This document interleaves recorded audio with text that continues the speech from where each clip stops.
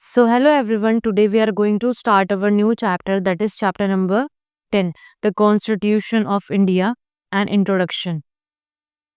तो नीचे कोटेशन दी गई है, चलो उसको रीड करकर उसका मतलब समझते हैं.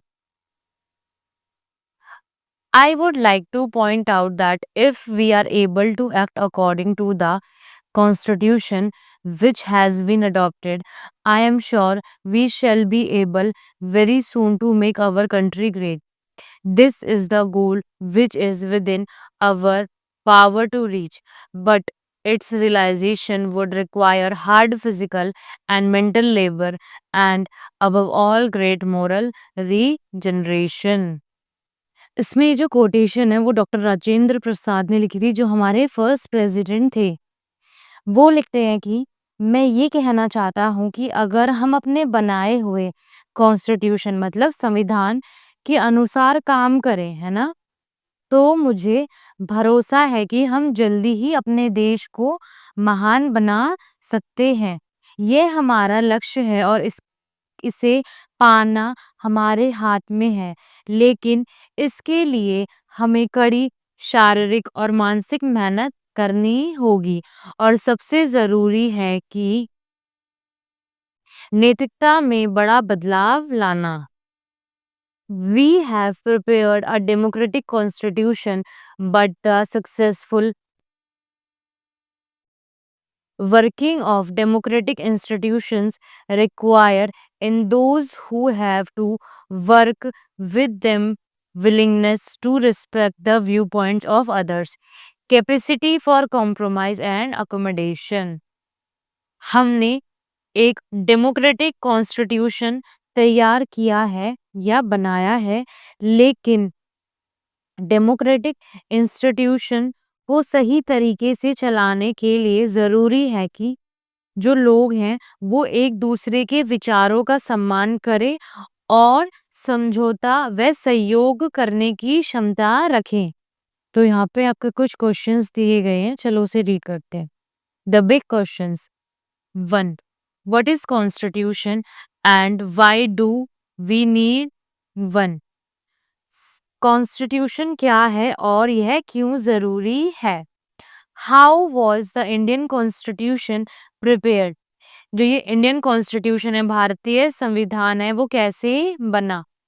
How did our freedom struggle and civilisation heritage influence the constitution? आज़ादी की लड़ाई और हमारी पुरानी सभ्यता ने कॉन्स्टिट्यूशन को कैसे बदला? Fourth, what are the key features of the Constitution of India? Why is it still relevant even though it was written more than 70 years ago? भारतीय जो कॉन्स्टिट्यूशन है, भारतीय जो संविधान है, कि उसकी क्या खास बातें हैं और ये 70 साल बाद भी क्यों ज़रूरी हैं? तो इन सब के बारे में हम धीरे-धीरे करके आगे रीड करेंगे.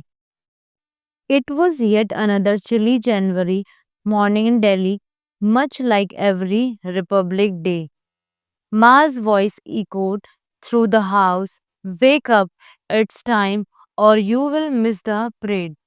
Papa, already up, switched on the television to Doordarshan and called out, "Kumar, Niharika, come quickly. The parade has started." The children jumped out of their warm beds, rushing to sit in front of the television, eager not to miss even a moment of the Republic Day parade. Delhi में एक और ठंडी जनवरी की सुबह थी, जैसे हर Republic day पर होती है ना? रिपब्लिक डे जनवरी में आता है तो उस टाइम ठंड होती है. तो माँ बोली, "उठो, समय हो गया है वरना परेड छूट जाएगी." पापा ने टीवी चालू कर दिया और कहा, "कुमार और निहारिका जल्दी आओ, परेड शुरू हो गई है." बच्चे बिस्तर से कूदकर आए और टीवी के सामने बैठ गए ताकि परेड ए परेड का एक भी हिस्सा ना छूटे. The sight of the majestic marching bands, vibrant displays, and the unfurling of the tricolor at Kartavya Path filled the room with pride and excitement. This day carries a deep significance. It marks the coming into effect of the Indian Constitution on 26th January 1950. कर्तव्य पथ पर marching band, रंग बिरंगी झांकियां और तिरंगों का फहराना देखकर सबको गर्व हुआ और खुशी हुई। यह दिन खास है क्योंकि 26 जनवरी 1950 को हमारा संविधान लागू हुआ था। आपको इस पेज के लेफ्ट कॉर्नर पे एक वर्ड दिया गया है, चलो उसे रीड करते हैं और उसका मतलब समझते हैं। Helium. Helium is a gas that does not react with paper or ink, helping to preserve the constitution over time. तो क्या है, हीलियम एक गैस है ना, जो पेपर और जो इंक है ना, उसको नुकसान नहीं पहुंचाती है, इसलिए यह संविधान को सुरक्षित रखने में मदद करती है।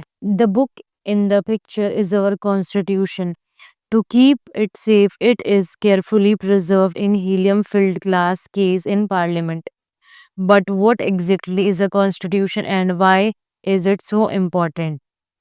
जो पिक्चर दिखाई गई है वो क्या है, हमारा कॉन्स्टिट्यूशन है और इसको सुरक्षित रखने के लिए, ठीक है, ये जो कॉन्स्टिट्यूशन है इसको सुरक्षित रखने के लिए पार्लियामेंट में ये क्या रखा है, एक हीलियम फिल्ड ग्लास के अंदर रख रखा है, ठीक है। बट कॉन्स्टिट्यूशन होता क्या है और ये हमारे लिए क्यों जरूरी है, इसके बारे में हम अभी रीड करेंगे आगे। The constitution of India is the document that many of the important officials of our country pledge to uphold. The President takes an oath to preserve, protect, and define it. The Prime Ministers, Council of Ministers, and judges promise to follow its provisions. Constitution of India ये हमारे लिए एक बहुत important document है और इस इसको follow करने, जो उसमें रूल्स लिखे गए हैं, इसको फॉलो करने के लिए भी जो बड़े अधिकारी हैं, जैसे प्रेसिडेंट हो गए, प्राइम मिनिस्टर हैं, वो सब शपथ लेते हैं ना।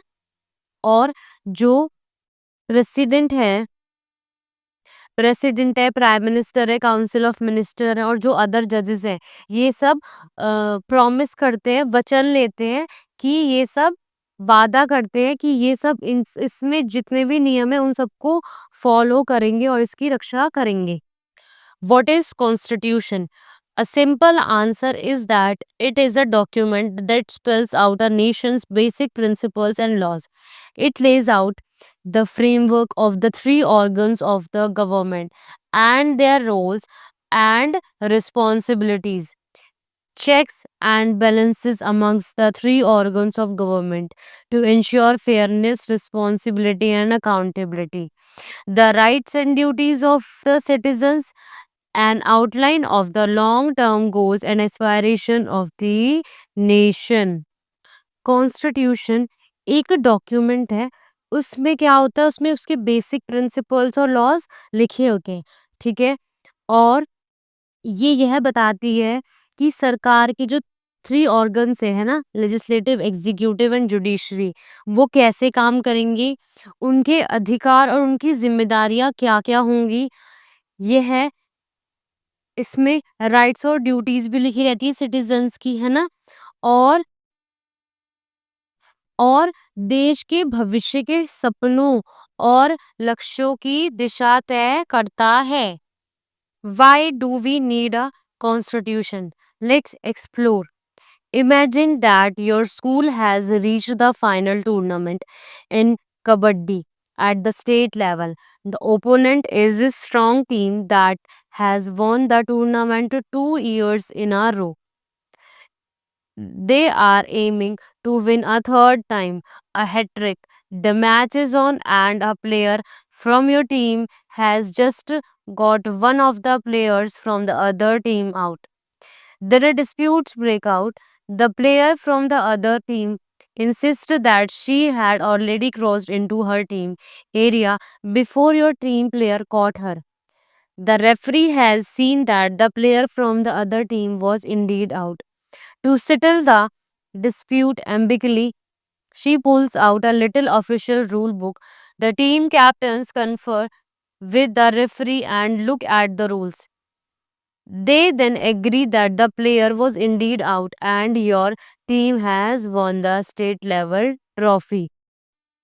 तो अब हम इसमें जानेंगे कि कॉन्स्टिट्यूशन क्या होता है।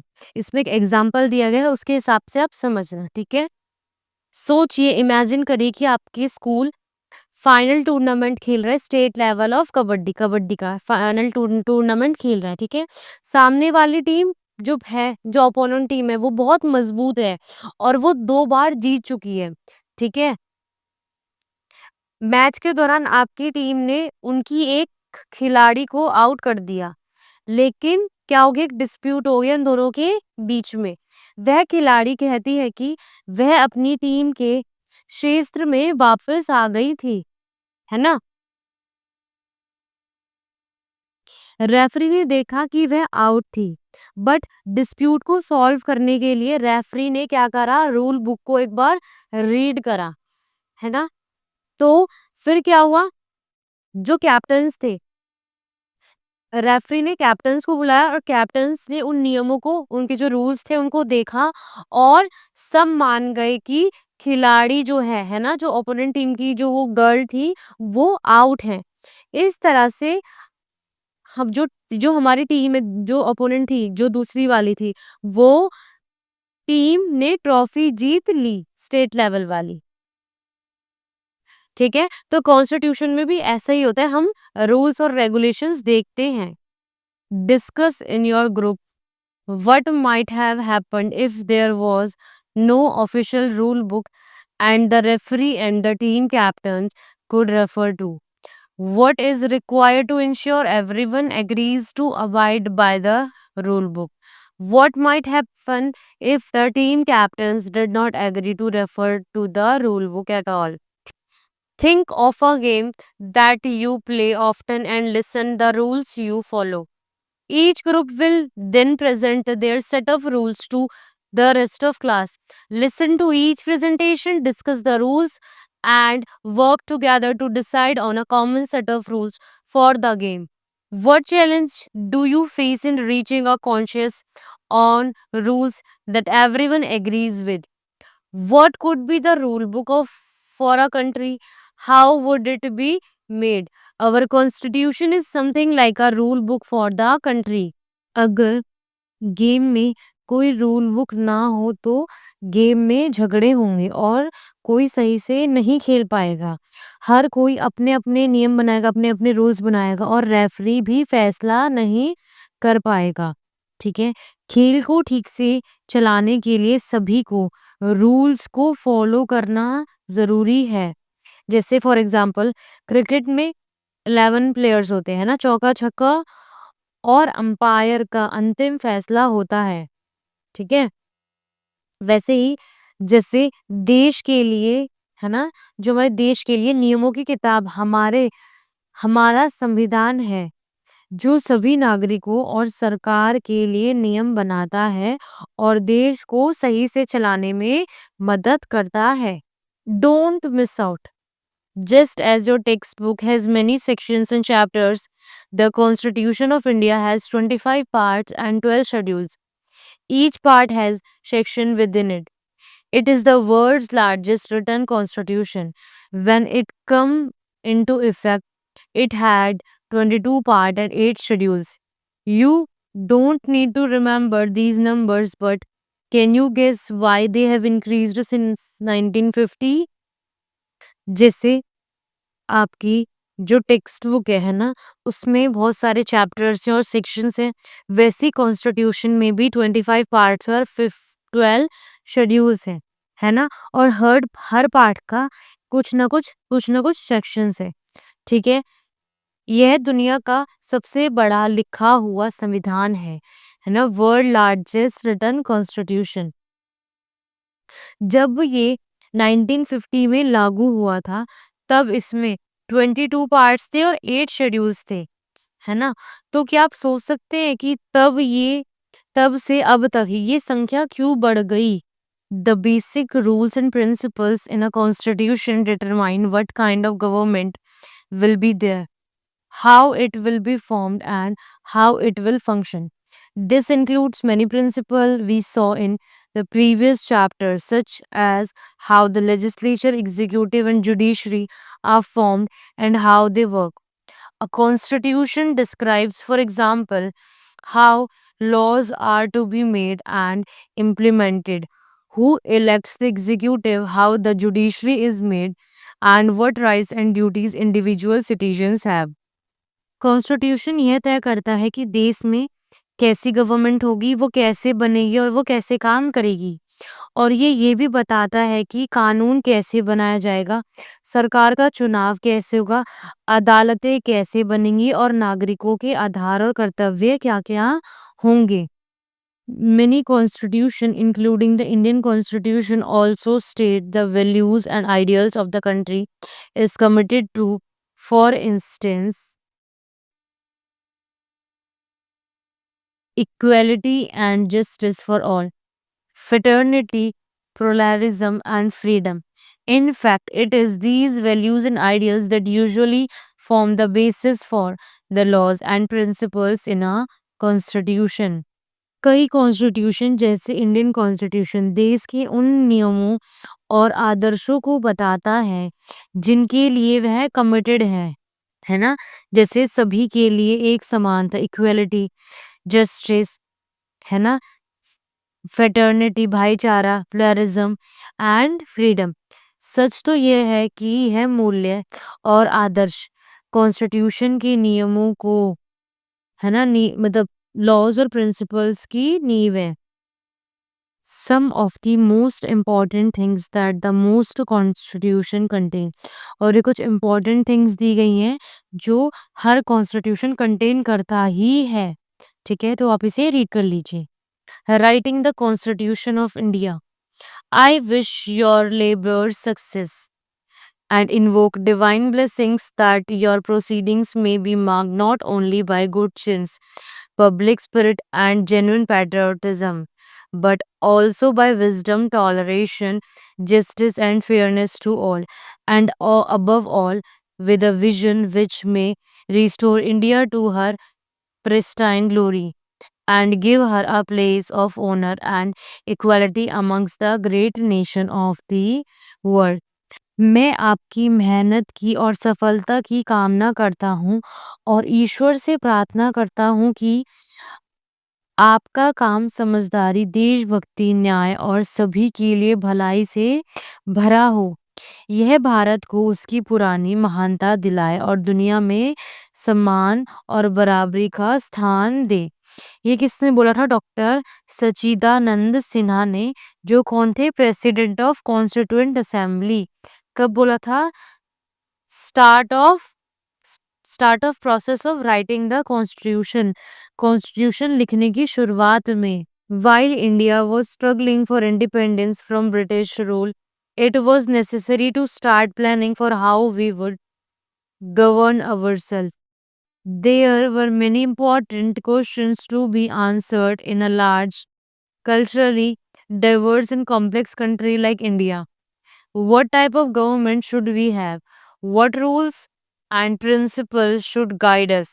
Who should have the right to vote? How should we decide on dispute? जब भारत आज़ादी के लिए लड़ रहा था, तब यह सोचना जरूरी था कि आज़ाद होने के बाद देश कैसे चलाया जाएगा।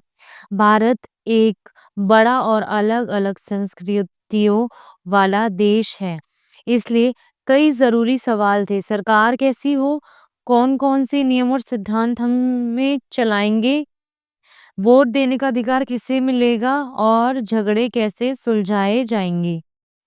To answer these and many other questions, a constituent assembly was formed in 1946 initially with 389 members, of which 15 were women. These members represented India's diverse regions, professions, and social groups. इन सवालों के जवाब के लिए 1946 में कॉन्स्टिट्यूएंट असेंबली बनाई गई। इसमें 389 members थे, जिसमें 15 वुमेन्स थी। और ये जो मेंबर्स थे, इंडिया के अलग-अलग इलाकों, कामों और समाज के वर्गों से आए थे। How was our constitution developed? The Indian Constitution was developed and written by Constituent Assembly over a period of almost 3 years. It was formed on 9 December 1946 with its members elected by the legislative assemblies of the provinces. Dr. Rajendra Prasad was the chairman of the Constituent Assembly. The work was completed on 26th November 1949 and the resulting document was adopted on as the Constituent of India on 26th January 1950, which is why we celebrate this day annually as Republic Day. हमारा संविधान संविधान सभा में लगभग 3 साल में बनाया। यह सभा 9 दिसंबर 1946 को बनी और इसके अध्यक्ष डॉक्टर राजेंद्र प्रसाद थे। संविधान 26 नवंबर 1949 को तैयार हुआ और 26 जनवरी 1950 से लागू हुआ। इसी दिन को हम हर साल रिपब्लिक डे के रूप में मनाते हैं। The initial text of the Constitution was prepared by a drafting committee chaired by Dr. Bhimrao Ambedkar, an eminent social reformer and the first Law and Justice Minister of Independent India. Bharat का प्रारंभिक संविधान doctor Bhimrao Ambedkar की अध्यक्षता वाली समिति ने तैयार किया था। वे एक महान समाज सुधारक और स्वतंत्र भारत के पहले कानून और न्याय मंत्री थे। Let's explore. In small groups, try to find out the names of people from your region who may have participated in the making of the Constitution. What sources can you use to gather this information? इसमें क्या करना है, इसमें आपको small groups बनाने हैं अपने school में, है ना? ग्रुप्स बनाने हैं। उसमें हमको ये फाइंड आउट करना है, उन लोगों के नेम पता करने हैं, जो आपके रीजन से पार्टिसिपेट करा है, जिसने किसमें कॉन्स्टिट्यूशन में, है ना? संविधान बनाने में जो शामिल थे, उनका नेम आपको फाइंड करना है और इसके लिए आप कौन-कौन से सोर्सेस यूज़ करेंगे इन्फॉर्मेशन गैदर करने के लिए। तो यहाँ पे आपका part 1 of chapter number 10 complete होता है। तो thank you for watching this video.